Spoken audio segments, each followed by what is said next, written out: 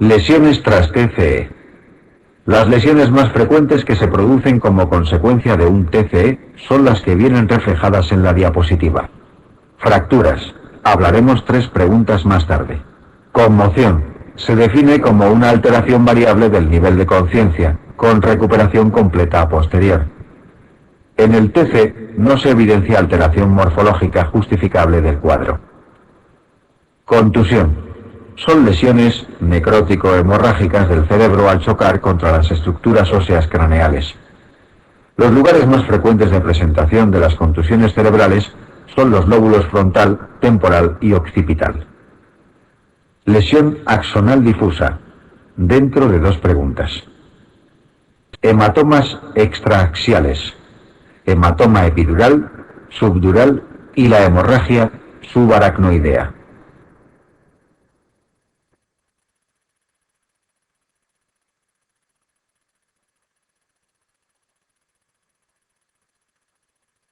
Es muy importante establecer las diferencias entre un hematoma epidural y un hematoma subdural, lo cual viene reflejado en la diapositiva.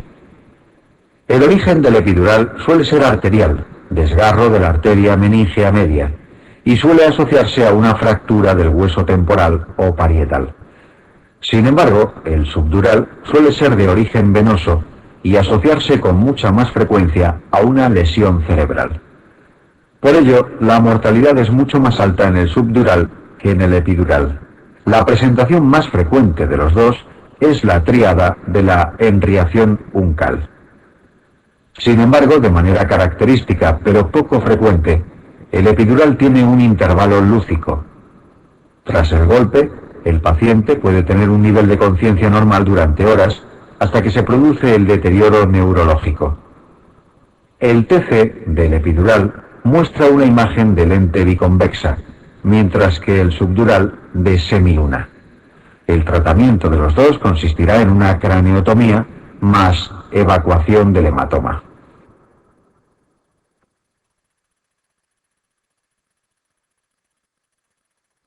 Ejemplos de hematoma epidural, izquierda y subdural, derecha.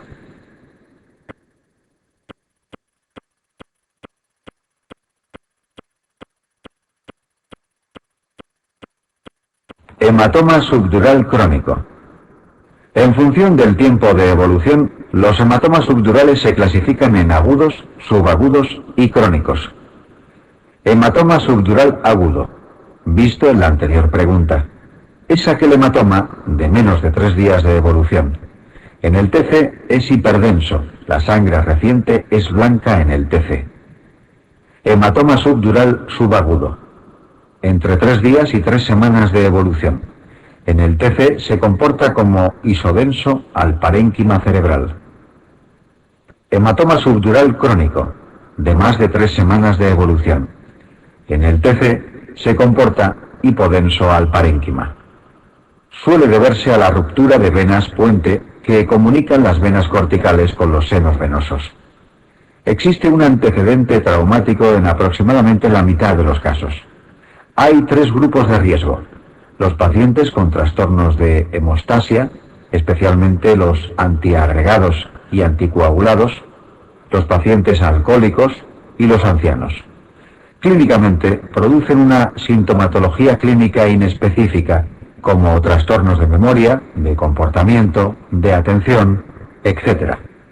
El tratamiento consistirá en realizar un trépano con lavado de la cavidad y drenaje. En casos de recidiva, se tiende a realizar una craneotomía y evacuación.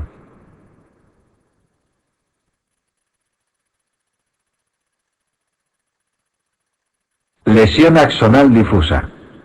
La lesión axonal difusa se manifiesta como una pérdida inmediata, brusca y persistente del nivel de conciencia, sin que exista en el TC lesiones ocupantes de espacio. Se debe a mecanismos de rotación de los hemisferios sobre el tronco, produciendo unas rupturas de axones brutales. En ocasiones, en el TC se evidencian lesiones petequiales en los sitios de mayor fuerza rotacional, como puede ser a nivel de cuerpo calloso, hemisferios y parte alta del mesencéfalo. No existe ningún tipo de tratamiento actual. salvo cuidados generales y el manejo de la HIC. Suelen ser lesiones de muy mal pronóstico.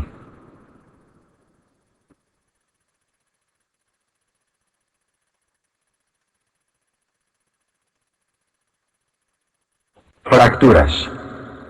Se reconocen básicamente 7 tipos de fracturas: diastáticas, crecientes o evolutivas, ping-pong, lineales, fracturas hundimiento, compuestas y fracturas de base de cráneo. Las 3 primeras son propias de los niños. Diastáticas. El trazo de fractura coincide con una sutura craneal. Crecientes o evolutivas. Junto con la fractura se produce un desgarro de la duramadre, por lo que se produce un abultamiento de LCR por debajo del cuero cabelludo que, de manera característica, late y aumenta con maniobras de Valsalva. Requieren reparación quirúrgica por el riesgo de infección meningea. Se la denomina también quistes leptomeningios postraumáticos. Ping-pong. Son fracturas hundimiento de los niños. Salvo por motivos estéticos, no requieren reparación quirúrgica.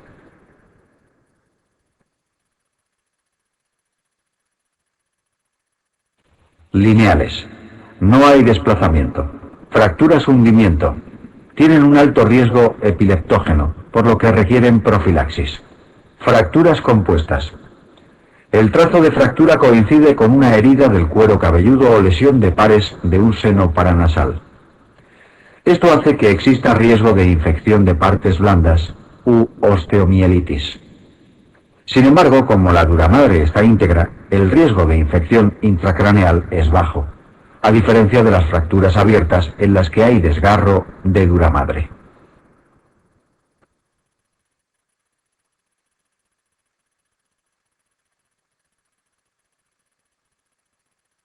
Fracturas de base de cráneo. Las fracturas de base de cráneo se sospechan clínicamente.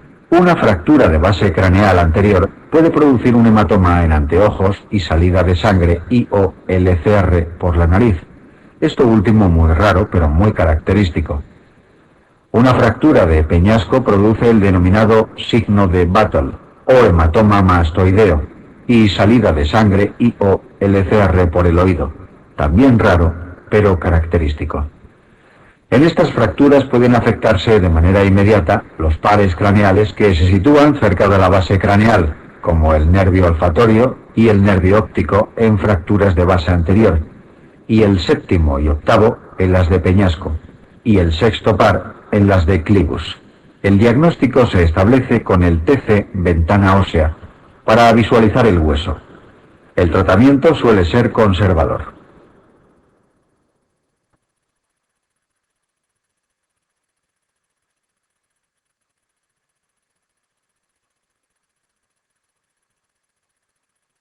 Hemorragia subaracnoidea. Diagnóstico. La hemorragia subaracnoidea forma parte de los accidentes cerebrovasculares hemorrágicos junto con el hematoma intraparenquimatoso. La causa más frecuente de hemorragia subaracnoidea que vamos a encontrar en la clínica es el traumatismo cráneoencefálico. Sin embargo, dentro de las denominadas hemorragias subaracnoideas espontáneas o no traumáticas, la ruptura aneurismática constituye la causa más frecuente de la misma, pero no la única, como veremos en la siguiente pregunta. Clínicamente, un paciente con una hemorragia subaracnoidea no traumática acude a urgencias con una cefalea que tiene 2 características que no se deben escapar. Una cefalea brusca e intensa, la peor cefalea de la vida. Junto a esto podemos encontrar signos de meningismo. Otros síntomas que pueden acompañar a este cuadro son fotofobia, disminución del nivel de conciencia, náuseas y vómitos. Esta situación puede coincidir con un esfuerzo o no.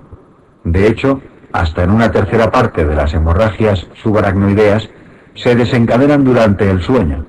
En aproximadamente la mitad de los casos, el paciente refiere en los días previos una cefalea atípica, rara, diferente a las previas, a la que él mismo no la ha dado importancia o el médico al que acudió no la consideró como grave. Es la denominada cefalea centinela.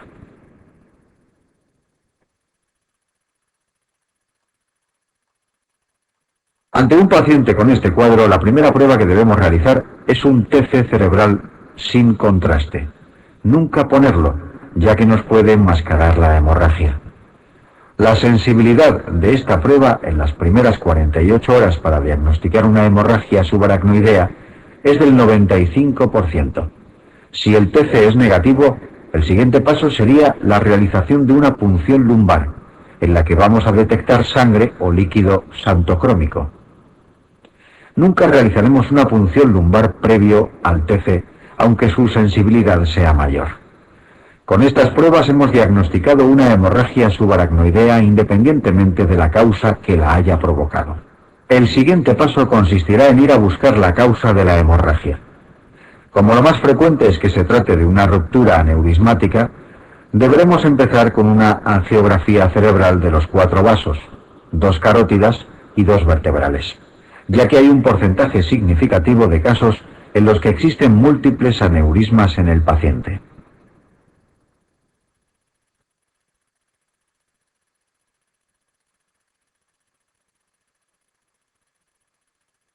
Causas. Aproximadamente en el 75% de los casos de hemorragia subaracnoidea espontánea, la causa de la misma ha sido la ruptura aneurismática. Existen múltiples factores que favorecen la rotura de la misma, entre los que destacan la hipertensión arterial, que además favorece la formación de estas malformaciones, y el tabaco. En un 25% de los casos, el paciente tiene más de un aneurisma, uno de los cuales se habrá roto y será el que habrá que tratar y el resto habrá que manejarlos una vez que el paciente haya superado el cuadro, ya que el riesgo de ruptura de los mismos en un futuro aumenta. Existen enfermedades que favorecen el desarrollo de aneurismas, entre las que destacan la enfermedad poliquística renal, la displasia fibromuscular y la coartación de aorta. La causa más frecuente de hemorragia subaracnoidea aneurismática es la ruptura del aneurisma de comunicante anterior, 30%. Tras él se sitúa el de comunicante posterior, 25%, y el de cerebral media, 20%. Aparte de la causa aneurismática, existen otras situaciones que pueden provocar hemorragia subaracnoidea. Las más significativas vienen reflejadas en la diapositiva. Destacan, sobre todo, la cocaína en personas jóvenes. Alrededor de un 10% de los casos no se llega al diagnóstico de este proceso.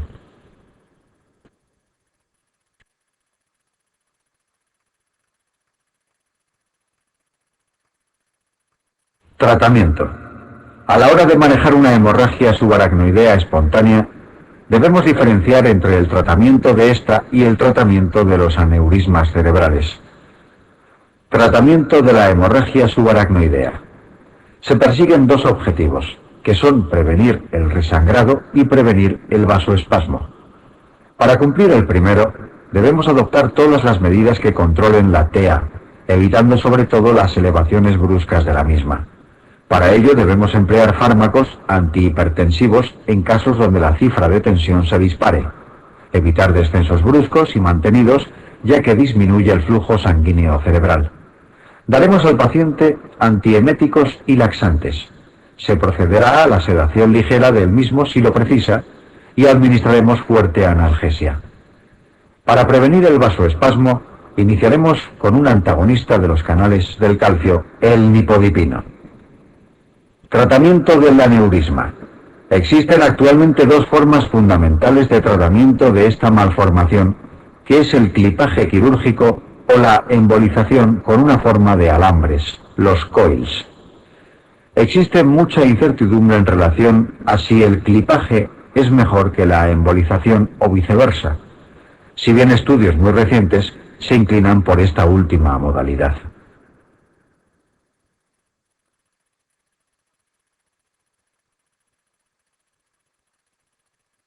Complicaciones neurológicas.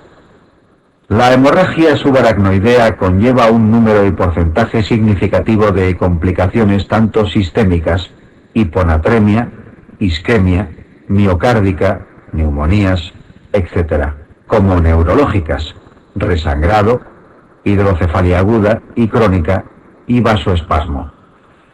A la hora de estudiar las complicaciones neurológicas es muy importante que sepamos el momento en el que estamos respecto al inicio del cuadro, ya que esto hace que nos decantemos por una complicación respecto a otras. Resangrado. Es una de las dos complicaciones que se dan en las primeras 24 horas. Conlleva una elevada mortalidad.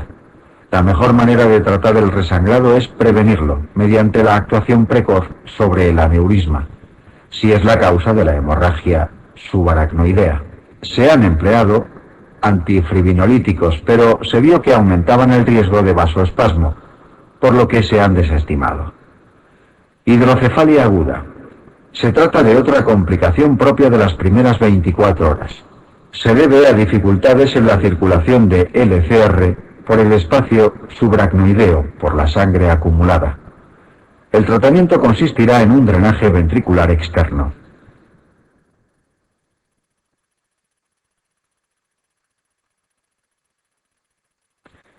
Vasoespasmo.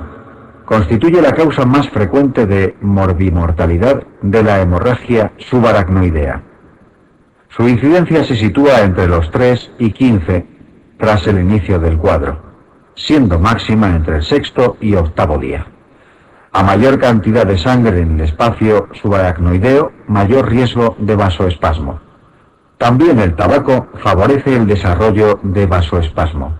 Se previene con la administración de nimodipino, pero cuando ya se ha establecido, la triple H será el tratamiento de elección.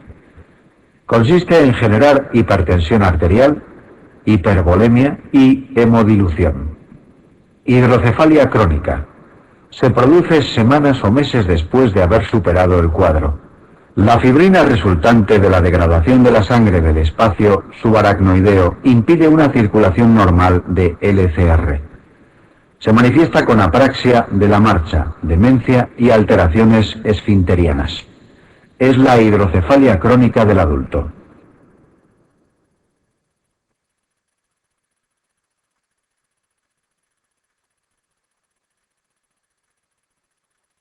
Patología raquimedular. Lumbociática. La causa más frecuente de lumbociática es la hernia discal lumbar. A nivel de un espacio intervertebral sale la raíz de la vértebra superior, pero la raíz afectada ante una hernia discal a ese nivel suele ser la de la vértebra inferior. Así, a nivel de L5-S1, la raíz que sale es la L5, pero ante una hernia del disco L5-S1, el nervio afectado suele ser el S1. La hernia lumbar más frecuente es la L5-S1.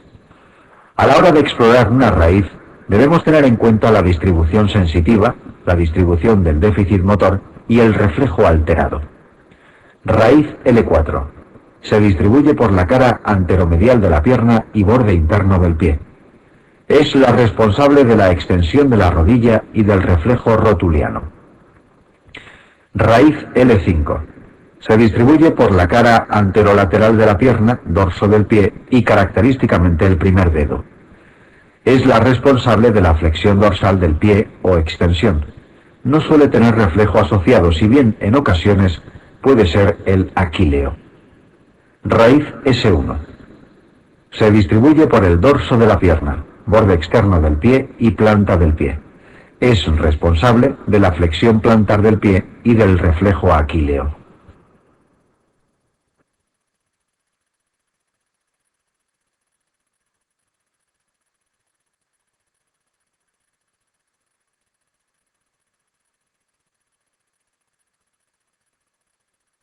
Es muy importante conocer el manejo de una lumbociática en urgencias.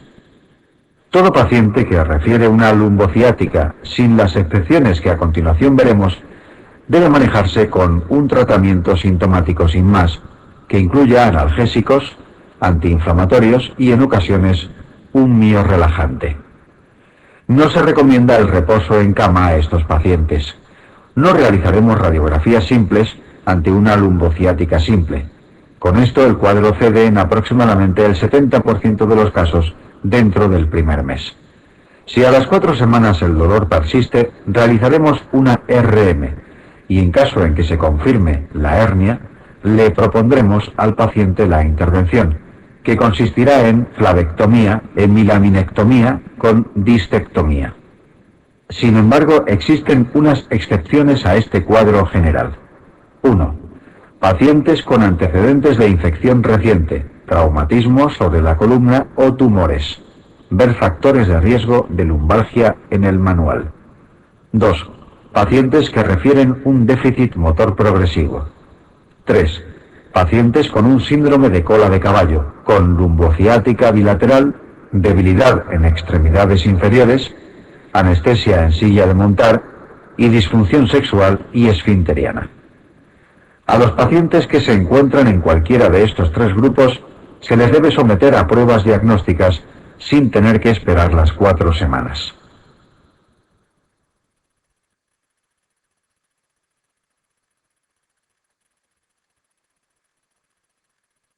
Cervicobraquialgia. La causa más frecuente de cervicobraquialgia es la hernia discal cervical.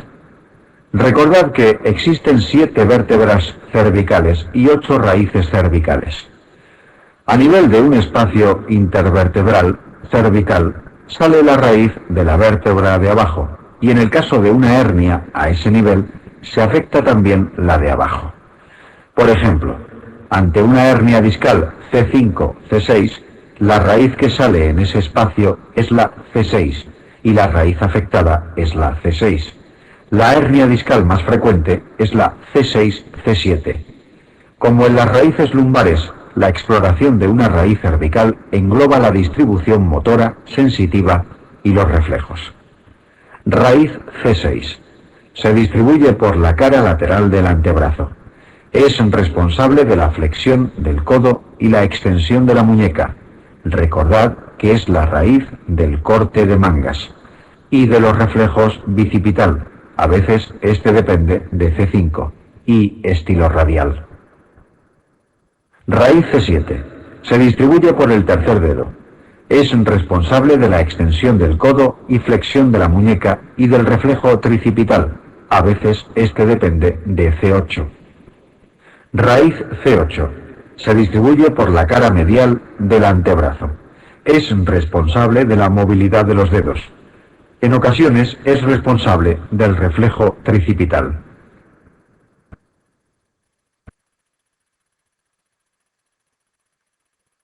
Como en la lumbociática, ante un paciente con una cervicobraquialgia no debemos realizar ninguna prueba diagnóstica, salvo que tenga signos de mielopatía, un déficit motor progresivo o factores de riesgo que nos haga pensar en un tumor, infección o traumatismo.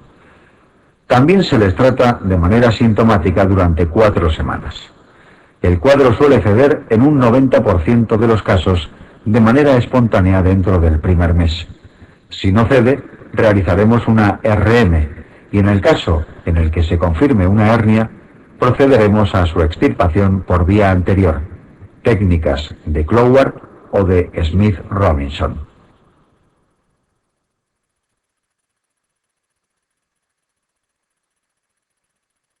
Tumores espinales. Los tumores espinales se clasifican en 2 grandes grupos, extradurales e intradurales, según se localicen por fuera o dentro de la dura madre, respectivamente. A su vez, los intradurales se les divide en intramedulares o extramedulares, según su localización respecto a la médula espinal. Tumores extradurales.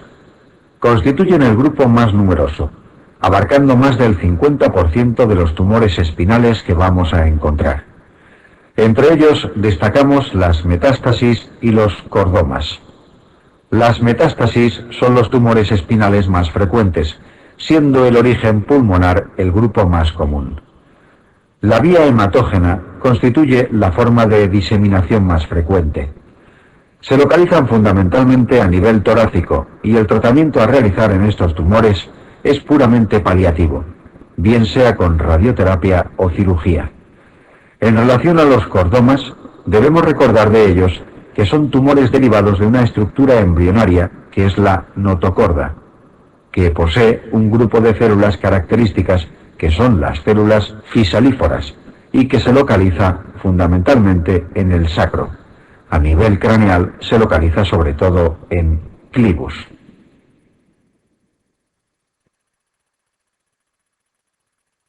Tumores intradurales y extramedulares. Dentro de este grupo destacamos el neurinoma y el meningioma. El neurinoma constituye el tumor espinal primario más frecuente. El meningioma se localiza fundamentalmente a nivel torácico y es más frecuente en las mujeres. Tumores intradurales e intramedulares. Es un grupo raro que está constituido por varios tumores, entre los que destacan el astrocitoma y el ependimoma. El primero de ellos es más frecuente en los niños, mientras que el ependimoma lo es en los adultos. Un tipo característico del ependimoma es la variante mixopapilar, que se localiza a nivel del filum terminale, prolongación de la médula a modo de cordón glial hasta el sacro.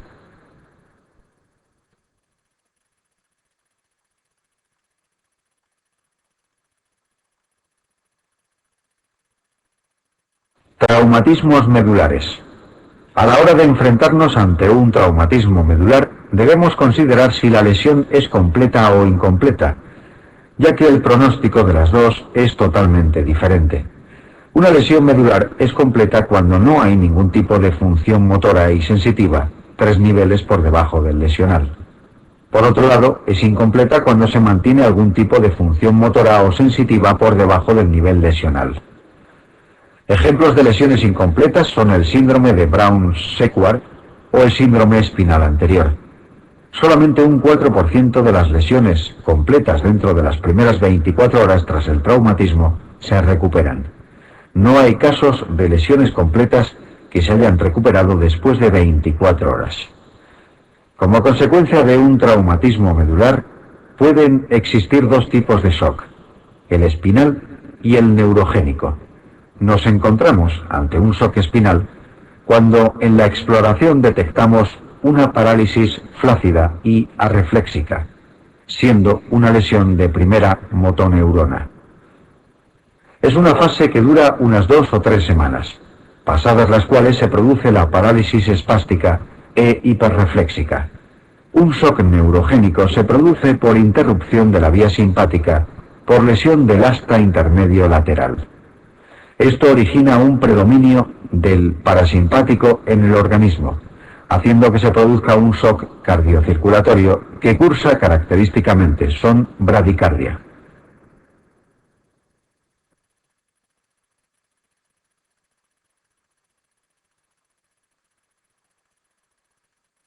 Cuando un paciente nos llega a urgencias con un traumatismo medular, debemos en primer lugar determinar el nivel lesional mediante la exploración sensitiva y motora y la determinación de los reflejos.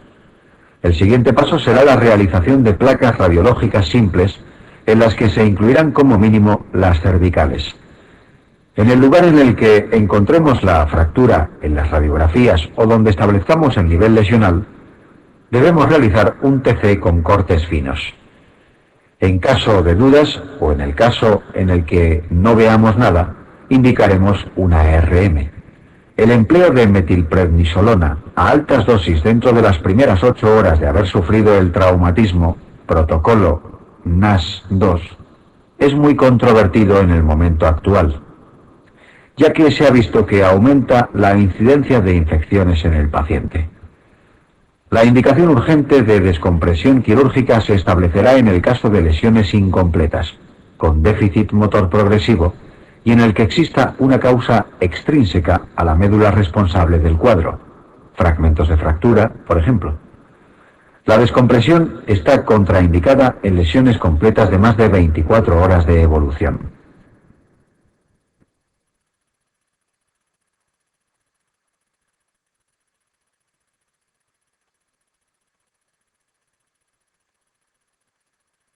Malformaciones de Chiari. Existen fundamentalmente 4 tipos de malformaciones de Chiari. Tipo 1. Es la forma más frecuente. Consiste en un descenso de las amígdalas cerebelosas a través del foramen magnum. Es más común en mujeres. Debuta alrededor de los 30 años con cefalea occipital que aumenta con las maniobras de Valsalva. El tratamiento de elección es la descompresión suboccipital. Puede asociarse a una siringomielia o siringobulbia. Tipo 2. Consiste en un descenso de vermis, bulbo, protuberancia y cuarto ventrículo a través del foramen magnum. Se asocia a un mielomeningocele y a una hidrocefalia. Tipo 3. Consiste en un descenso de todas las estructuras de la fosa posterior, con encefalomeningocele. Es incompatible con la vida. Tipo 4. Es una hipoplasia de cerebelosa. Ejemplo de una malformación de Chiari, en el que se ve un descenso de las amígdalas cerebelosas a través del foramen magnum.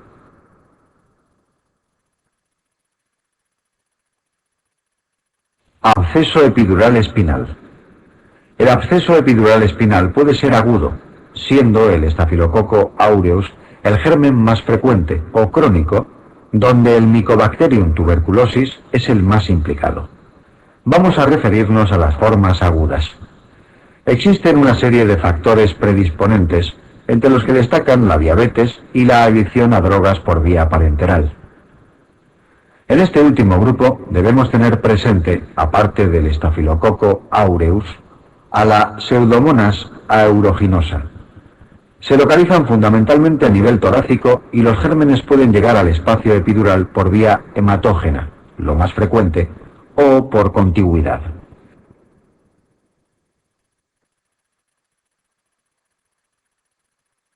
Clínicamente, el paciente refiere un síndrome febril junto con una clínica neurológica progresiva, empezando con dolor de espalda, con irradiación radicular y continuando con déficit motor progresivo y alteraciones esfinterianas, según el nivel lesional. Todo esto se establece de forma progresiva en pocos días. Desde un punto de vista analítico, destaca la elevación de los reactantes de fase aguda, los cuales pueden servirnos para el seguimiento de estos pacientes. El tratamiento consistirá en la antibioterapia. De manera empírica, hasta el resultado del antibiograma, emplearemos una cefalosporina de tercera generación, vancomicina y rifampicina, y la evacuación quirúrgica de la lesión.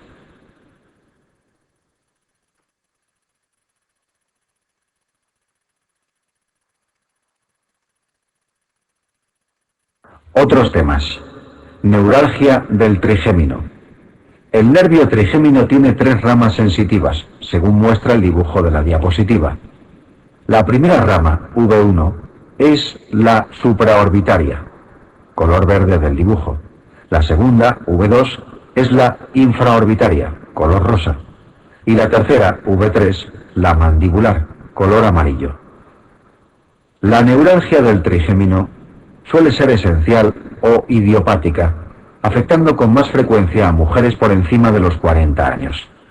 Sin embargo, puede ser secundaria a determinados procesos entre los que destacan los tumores y la esclerosis tuberosa. El diagnóstico es eminentemente clínico: dolor punzante en territorio trigeminal, episódico y recidivante. Tiene puntos gatillo, que al tocarlos pueden desencadenar el proceso y no suelen despertar al paciente por la noche. Si hubiera hipoestesia del territorio afectado, deberíamos buscar causas secundarias. Las ramas más afectadas suelen ser la suma de la V2 y V3. A la hora del tratamiento debemos empezar con fármacos, siendo el de elección la carbamazepina. En el caso en el que no se controle con ella, plantearemos al paciente un tratamiento quirúrgico, destacando 2 procedimientos: la rizotomía percutánea, sección de las fibras dolorosas, accediendo a ellas a través de la cara, y la descompresión microvascular. Se accede a la zona del ganglio de Gasser y se separa una arteria, generalmente la arteria cerebelosa anterosuperior de dicho ganglio, la cual lo está irritando.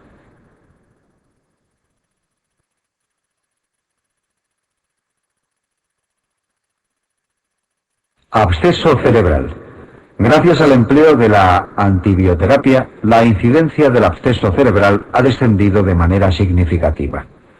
Los gérmenes pueden llegar al encéfalo mediante 3 vías: Diseminación hematógena. Entre los múltiples orígenes destacan los abscesos pulmonares en los adultos y las cardiopatías congénitas. Tetralogía de Fallot en los niños. Diseminación por contigüidad. A partir de sinusitis, otitis y o mastoiditis o infecciones de origen dentario. Los gérmenes más frecuentes dentro de estos dos primeros grupos son los Streptococcus. A partir de traumatismos cráneoencefálicos o tras procedimientos neuroquirúrgicos. El Staphylococcus aureus es el germen más frecuente dentro de este grupo.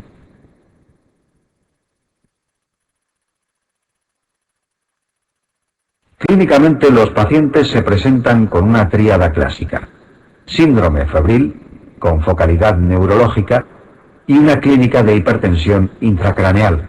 La cefalea es el síntoma de presentación más frecuente.